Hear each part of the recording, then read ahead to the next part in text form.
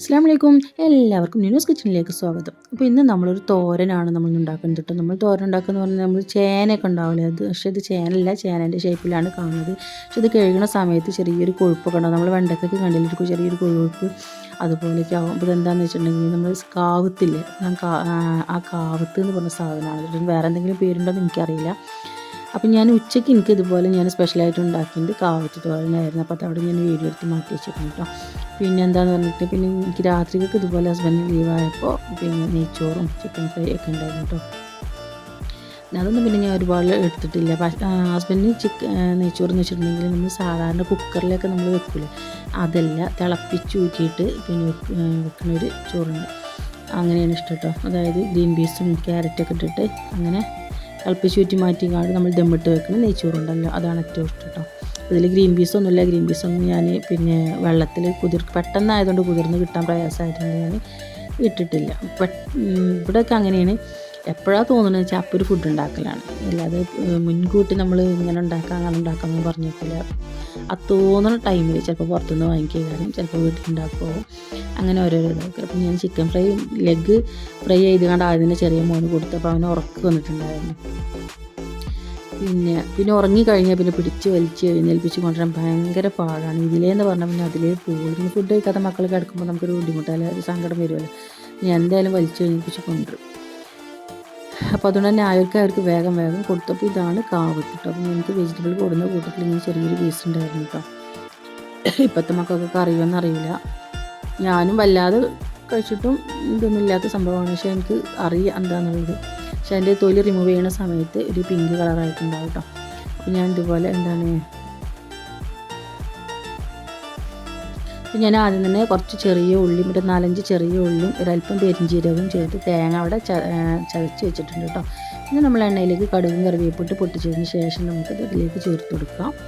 അപ്പം ഞാനിത് ഉപ്പും മുളകും പെരിഞ്ചീരകപ്പൊടിയും കൂടി ചേർത്തിട്ടൊന്ന് കുഴച്ച് വെക്കണം കേട്ടോ. കുറച്ചിട്ട് ചെറുതായിട്ട്, ഒരുപാടൊന്നും വേണ്ട, ചെറുതായിട്ടൊന്ന് കുഴച്ച് വെച്ചാൽ മതി കേട്ടോ.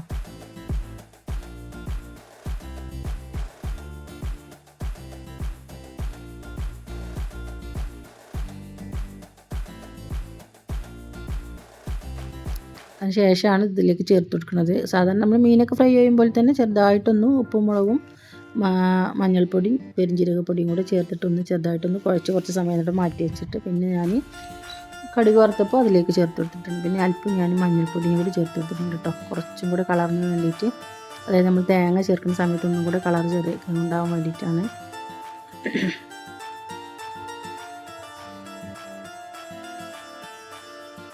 എന്നിട്ട് ഇതുപോലെ ഇടയ്ക്കൊന്ന് അടച്ച് വെച്ചിട്ട് പിന്നെ ഇടയ്ക്കൊന്ന് തുറന്നിട്ട് ഇതുപോലെ ഒന്ന് ഇളക്കി കൊടുത്തിട്ട് വെക്കുക. പിന്നെ അഥവാ ഇനി ഇതിൽ ഡ്രൈ ആയിട്ട് കിടക്കുന്നത് നമുക്കൊന്ന് വെള്ളം കുടഞ്ഞിട്ട് ഇത് വേവിക്കട്ടെ, വെള്ളം ഒഴിച്ചിട്ട് വേവിക്കരുത്, ചെറുതായിട്ടൊന്ന് വെള്ളം കുടഞ്ഞിട്ട് നമുക്കൊന്ന് വേവിച്ചെടുക്കട്ടെ. ഞാൻ അടുപ്പിലാണ് ഞാനിത് വേവിച്ചെടുക്കേണ്ടത് കേട്ടോ.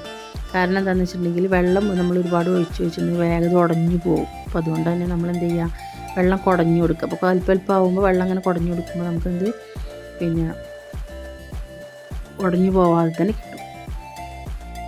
വലിയ വേവൊന്നുമില്ല, വേഗം വേവാവുന്നതന്നെ. അപ്പോൾ ഇത് ഏകദേശം വേവായപ്പോൾ ഞാൻ ഇതിലേക്ക് തേങ്ങ ചേർത്തിട്ടുണ്ട്. നമ്മൾ തേങ്ങയും പെരിഞ്ചീരകവും ഇതുപോലെ ചെറിയ ഉള്ളിയും കൂടി ചേർത്ത് ഒന്ന് ഒതുക്കിയെടുത്തതായിരുന്നു. അപ്പോൾ അതും കൂടി ചേർത്തിട്ടുണ്ട്.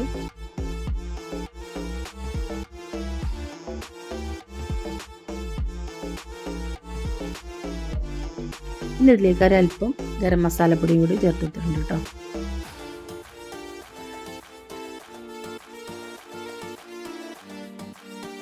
ഗരം മസാലപ്പൊടി നിർബന്ധമൊന്നുമില്ല, നമുക്ക് വേണമെന്നുണ്ടെങ്കിൽ ചേർത്തിട്ടോ, ഓരോരുത്തരും ഇഷ്ടമാണ്.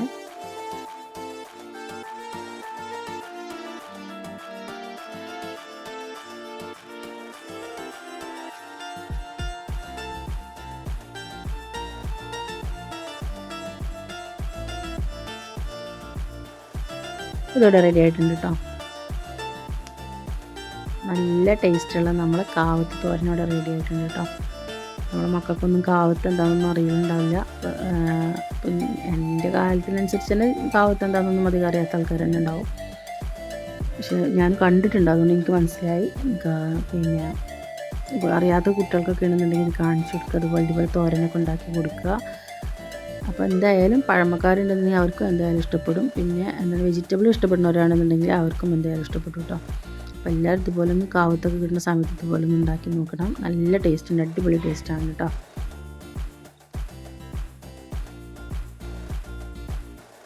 അപ്പോൾ ഇന്നത്തെ നമ്മൾ വീഡിയോ ചെയ്തുള്ളൂ. അപ്പോൾ എല്ലാവർക്കും ഇഷ്ടപ്പെട്ടു എന്നൊക്കെ വിചാരിക്കണേ. ഇഷ്ടപ്പെട്ടാൽ എല്ലാവരും ലൈക്ക്, ഷെയർ, സബ്സ്ക്രൈബ് എല്ലാവരും മറക്കാതെ ചെയ്യണം.